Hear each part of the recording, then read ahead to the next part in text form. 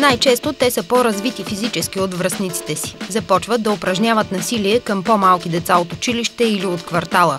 От безобидни случаи, като кражба на пари за закуска, понякога стигат до зависимост към грабежи на по-големи суми. Така изглеждат децата, които проявяват агресия. Тя се изразява както в размяна на удари, на обиди, на такива посегателства срещу личността между лица от единия пол, така и между лица от различни полове. В близо половината от случаите те са от по-бедни семейства и крадат, за да има какво да ядат. Но в останалата половина идват от стабилна среда, задоволени са материално и финансово. Тогава не винаги кражбите са с цел продажба.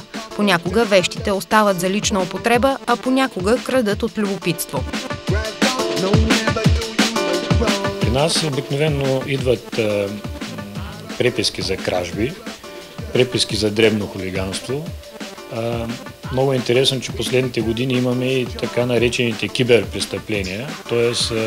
деца се опитват да влизат в лични бази данни, нещо, което е на други хора, на други лица, или по-така широко е известно като понятието хакерство. Значи имаме такива дела, които разглеждаме, имаме посегателства срещу банкомати, срещу кафе-машини. Агресията се проявява най-често към случайни свидетели на престъпленията.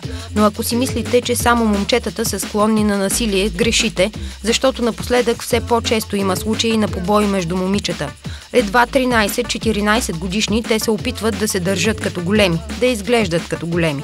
В други случаи не са агресивни, но бягат от училище и от дома си, водени от желанието за самостоятелен живот. Бягствата са свързани с осъществяване на техни идеи за живеене с по-голям мъж.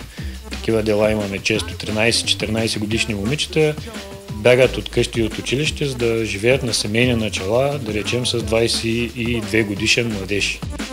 Комисията за детската престъпност винаги разглежда случаите в присъствието на родители. От тях зависи дали детето ще се отърве от лошите си навици. А те реагират по 3 начина.